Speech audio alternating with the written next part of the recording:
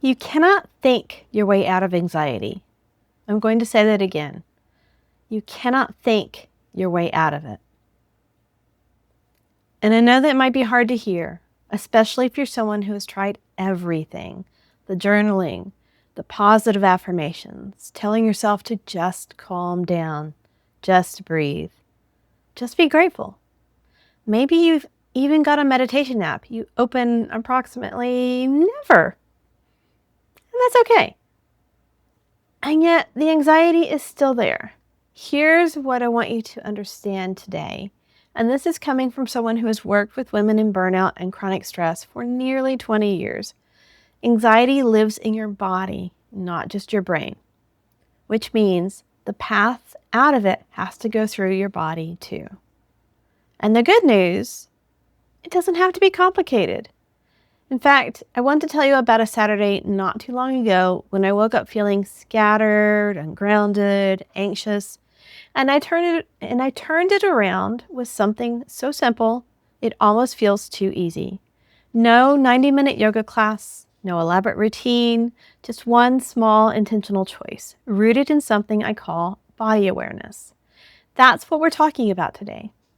I'm Becky Miller. I'm a certified yoga therapist here in Greenville, South Carolina. And if you're ready to stop living in your head and start actually feeling better, stay with me because this one's for you. I talk about awareness a lot in my work, and I want to explain why. Because it's not just a nice concept, it's genuinely foundational.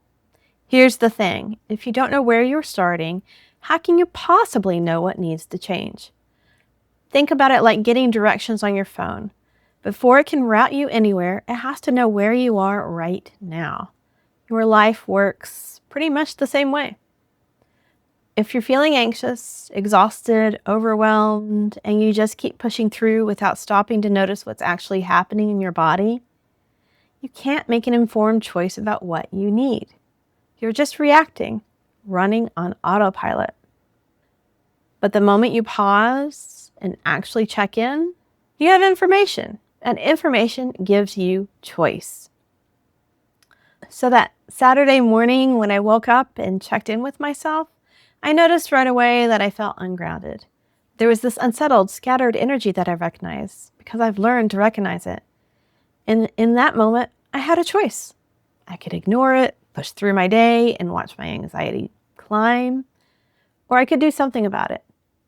That awareness, that simple pause, is what made the difference. Not willpower, not a complicated protocol, just noticing. Now, here's where I want to get honest with y'all, because I think this is really important. Most of us have been trained almost from birth to ignore what our bodies are telling us. How many of us were told as kids to stop crying when we fell down, even when it obviously hurt? Or were you praised for pushing through when you were sick or exhausted? Or did you grow up hearing, no pain, no gain? We've been taught to treat our bodies like something to manage, override, or push past rather than something to listen to. And if you've been an athlete or a caregiver or someone who just has a lot to do, that conditioning goes deep. Here's what happens over time when we keep ignoring those signals. Your body starts sending out quiet nudges, a little tension in your shoulders, a slight heaviness in your chest, a whisper that says, hey, slow down a little. But if you don't listen to the whispers, your body has to get louder. That tension becomes a constant ache. The heaviness becomes fatigue that sleep just can't touch. The whisper becomes a full-on shout in the form of chronic anxiety, burnout, or even health issues your doctor can't quite explain. I see this over and over again with the women I work with, and honestly, I've lived it myself. The good news, and there really is good news here, is that this is a skill you can rebuild. Your body hasn't stopped sending signals. You just have to learn to tune back in. So let me show you exactly what tuning in looks like. I call it a check-in, and it's one of the simplest practices I teach. It takes less than 2 minutes, and you can do it anywhere, anytime. Here's a really simple version for you. First, stop what you're doing. Just for a moment. You don't need to close your eyes. You don't need to be somewhere special. You just need to pause. Take one slow breath, a real one, not a quick inhale. Actually let yourself breathe.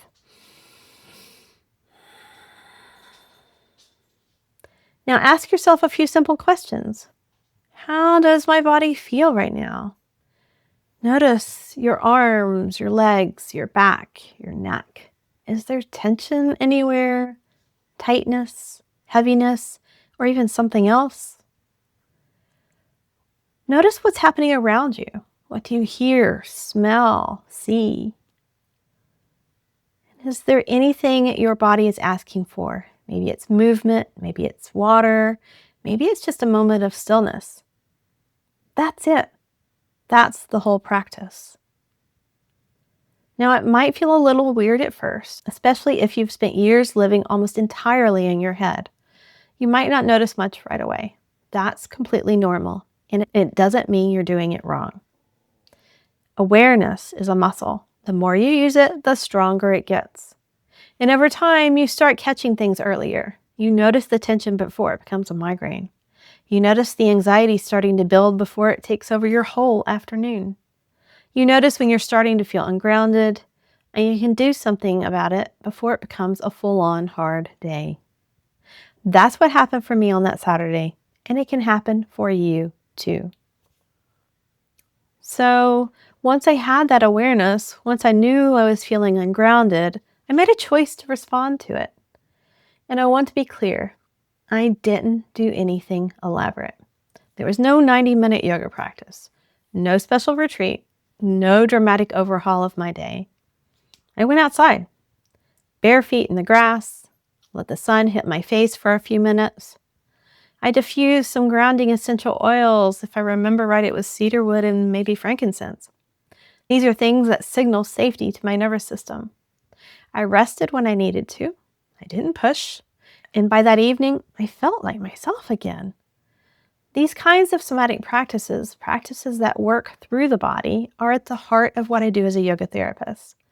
Because your nervous system doesn't respond to logic. You can't think your way out of anxiety. You can't reason your way into feeling safe. But you can give your body experiences, breath, movement, sensation, presence, that tell your nervous system, you're okay. You can settle down now. That's what grounding does. And it starts with that simple check-in. So here's what I want to leave you with today. Awareness isn't a destination. It's a practice. And it doesn't have to be complicated or time-consuming or perfect. It's just a pause, a breath, a question. Hey, how am I actually doing right now? And then gently, without judgment, responding to what you find. If you want to start practicing this today, here's your simple homework.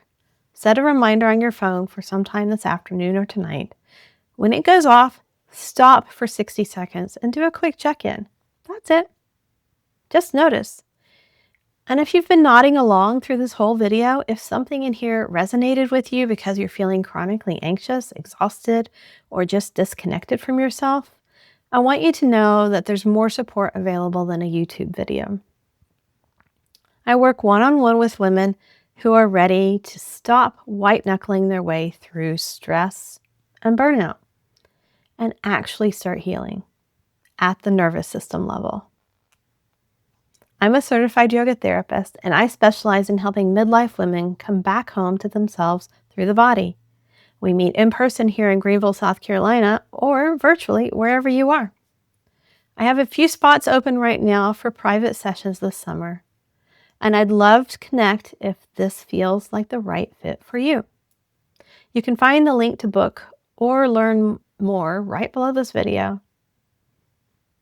or in the comments.